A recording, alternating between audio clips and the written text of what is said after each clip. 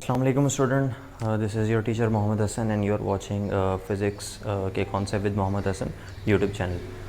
अब I hope you all are fine. The schools are about to open students, तो ये है कि अब आपकी क्लासेस भी होंगी, लेकिन हमारा ये जो सिलसिला है ये चलता रहेगा.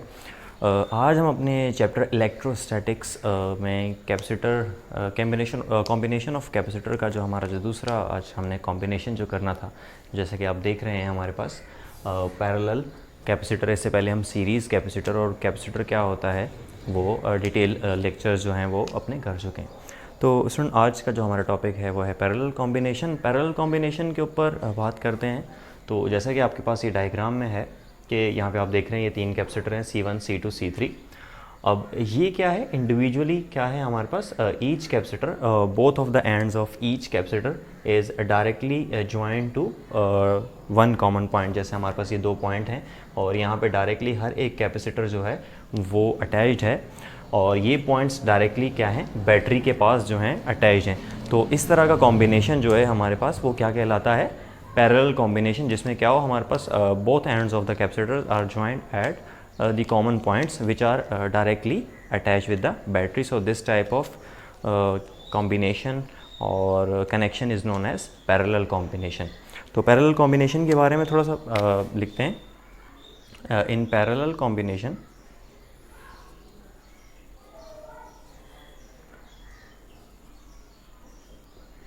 कैपेसिटर्स को ऐसे जोड़ा जाता है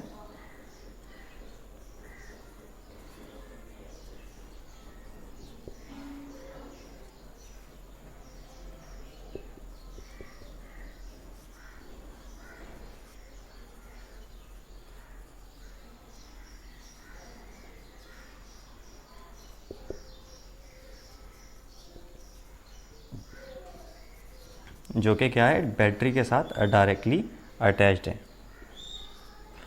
अब आपके पास हम इसमें सेकंड चीज़ देखेंगे वो ये होगी कि पैरेलल कॉम्बिनेशन में जो है हमारे पास क्या सेम होगा और क्या डिफरेंट होगा. जैसा कि आप डायग्राम में ही देख रहे हैं कि पैरेलल कॉम्बिनेशन में जो ईच कैपेसिटर है वो डायरेक्टली बैटरी से अटैच्ड है थ्रू कॉमन पॉइंट. तो इसमें पोटेंशियल जो होगा हर एक कैपेसिटर में वो सेम होगा, लेकिन चार्ज है वो क्या होगा आपके पास वो डिफरेंट होगा. क्यों? क्योंकि यहाँ पे अगर आप देखें तो करंट डिवाइड हो रहा है 3 मुख्तलिफ हिस्सों में. तो इसी तरीके से हमारे पास जो चार्ज है वो भी डिवाइड हो जाएगा 3 मुख्तलिफ रस्तों में या 3 मुख्तलिफ डायरेक्शंस में. तो पैरेलल कॉम्बिनेशन में क्या होता है हमारे पास बच्चों, वोल्टेज जो है वो सेम रहती है और उसका रीज़न मैंने आपको बताया है, और चार्ज जो है वो डिफरेंट रहता है. तो in parallel combination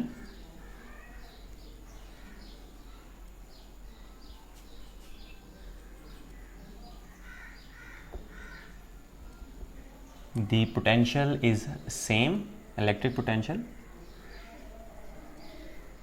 is same,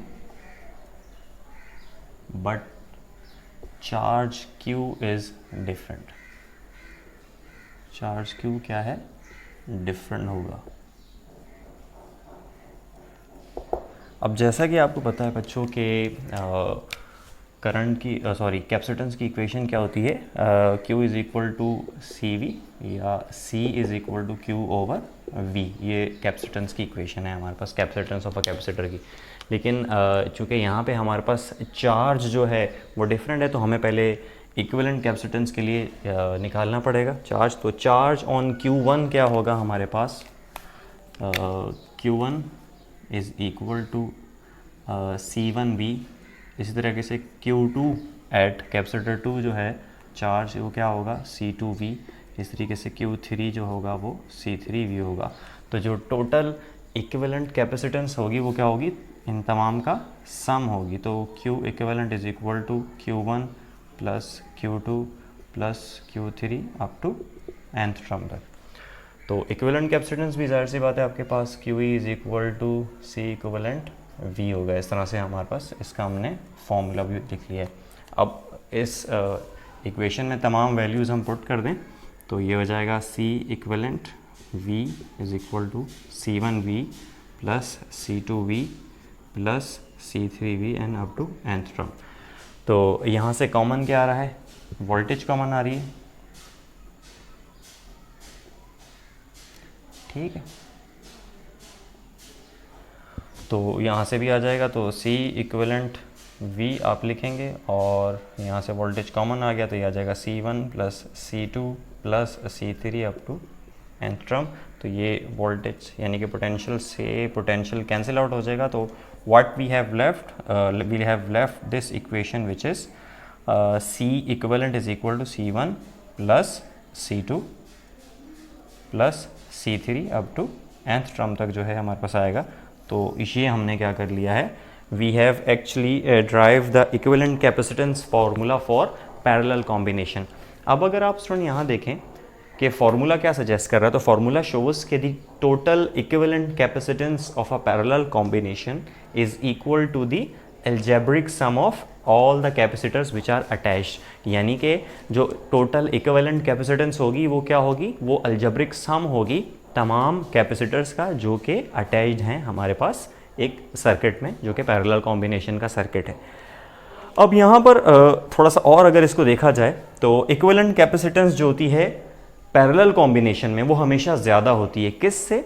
हर एक इंडिविजुअल कैपेसिटर से। जैसे कि सीरीज़ में देखा था हमने कि उसमें जो रेसिप्रोकल इक्विवेलेंट कैपेसिटेंस जो है वो हमेशा कम होती है किसी भी इंडिविजुअल कैपेसिटर के। तो यहाँ पे जो है ऐसा नहीं है। The total equivalent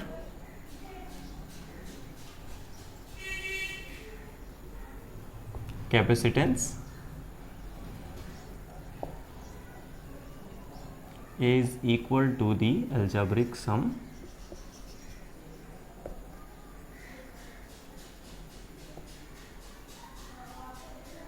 of individual capacitor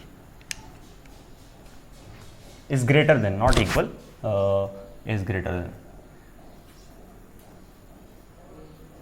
ये तो हम उसको तो सही लिख रहे हैं, लेकिन इक्विवेलेंट कैपेसिटेंस जो है वो हमेशा क्या होती है, ग्रेटर होती है इंडिविजुअल कैपेसिटर के।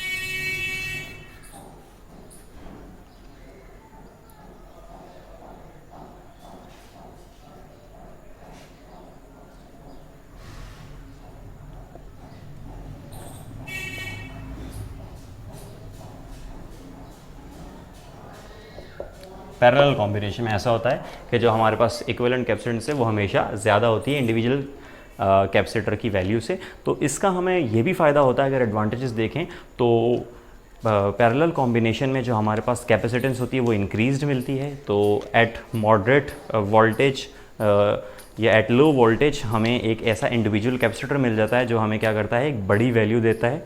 तो पैरेलल कॉम्बिनेशन में जो है हमारे पास हम क्या कर सकते हैं, अपनी जो कैपेसिटेंस है उसको बढ़ा सकते हैं। इससे जो है हमें इंडिविजुअली एक कैपेसिटर को बढ़ाने की जो है वो एक सलाहियत मिलती है। तो आई होप आपको आज का लेक्चर समझ में भी आया होगा और ये आपके लिए काफ़ी हेल्पफुल भी होगा और आपने वीडियो को एंड तक भी देखा होगा। और इन द एंड मैं यही कहूँगा कि अगर आपने अभी तक मेरे चैनल को सब्सक्राइब नहीं किया है तो प्लीज़ सब्सक्राइब कर लें और बेल आइकन के बटन को प्रेस कर दीजिएगा। Thank you very much.